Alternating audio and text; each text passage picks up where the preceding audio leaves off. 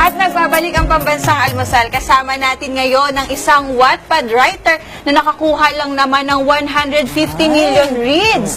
At ito na si Maxine Lat. Good morning po, Miss Maxine. Good morning, Miss Maxine. Good morning po. Congratulations po, 150 million. Sobrang dami nun. Grabe. How does it feel po na, syempre as a writer, marami na talagang tumututok at nakasubaybay sa mga nasusulat niyo ng mga kwento sa Wattpad? Masaya po, syempre. Tsaka nakakagulat din at the same time. Kasi hindi ko naman in-expect na ganun karami yung magbabasa ng libro ko. Ayan, alam niyo guys, nagulat din ako nung nalaman ko na si Miss Maxine ang ating guest today. Kasi before, kumakanta din ako sa mga Wattpad na mga theme songs. At isa din, ang sinulat niya, yung kinantahan ko na theme song. Kaya nice to meet you po in person. Ayan. Oo. Ito ay season 3 na po, tama po. Ano po, tungkol saan po ba ang kwentong ito? He's into her. Actually, tungkol siya sa bully. Simple, cliche naman siya na may counting twist. Ganun. Tungkol siya sa bully na nakakilala ng hindi niya inaasahan na makakabangga niya. Ganun. Ano po bang inspirasyon niyo po sa pagsusulat ng mga storya? Kung inspiration, kasi before, mahilig din ako, nag-start ako bilang reader, ganyan. Mahilig ako magbasa ng libro. Before, parang sa dami nung nabasa ko, gusto ko lang makabuo ng story na may more than one or two na genre. Yun lang yung goal ko. So, parang dun lang ako yun lang yung sinet ko sa mind ko, yung goal na yun. Hanggang sa makabuo ko ng sarili kong story na mahaba nga siya. Yun. So, Miss Maxine, ano yung mga genre ng mga sinusulat niyo? Nag-start ako sa action. Yun yung gusto ko. Tapos, comedy, ganyan, mystery, ganon. Tapos, counting romance. Saan niyo po ito kinukuha? Experience niyo? Experience ng Yung kaibigan? iba po, personal experience, ganyan. Kasi nabully rin po ako nung high school, ganyan, na pinatulan ko yung bully, ganyan. Tapos, yung experiences po ng mga kaibigan ko, ng mga kakilala, ganun po. Ito naman po, Miss Maxine, yung He's into her, ano naman ang makukuha ng lessons ng mga kabataan sa mga magbabasa po na to?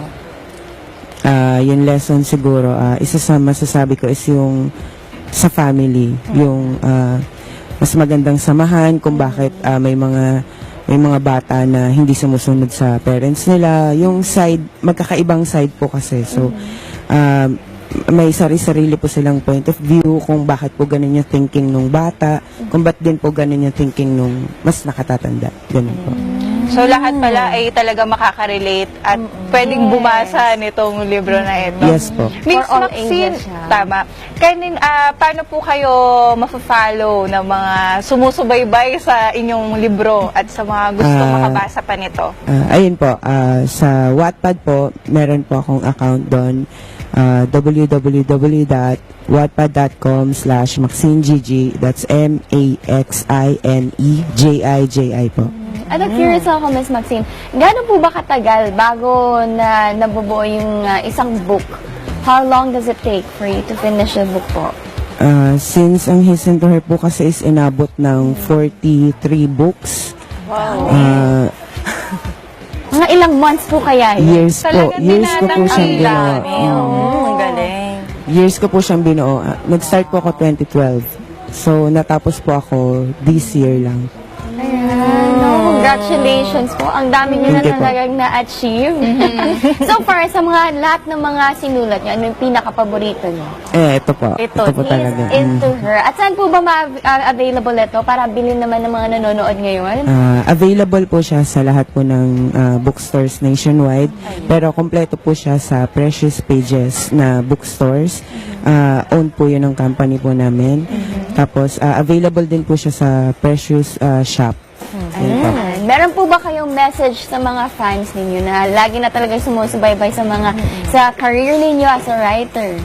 Ayun po, salamat po unang sa lahat sa mga GJeros at saka sa mga GJeras. Yun po yung tawag ko po doon sa GGs po. Ayun. Salamat po sa lahat ng pagsuporta sa book. Ayun, kasi po, sobrang ano na sila sobrang active nila, tapos sobrang dami na rin nila, hindi ko talaga in-expect ganyan na sa mga book signing, ganun. Salamat sa lahat ng suporta, tsaka sa pagbabasa, ganun. At last na lang po, message na lang sa mga aspiring writers din.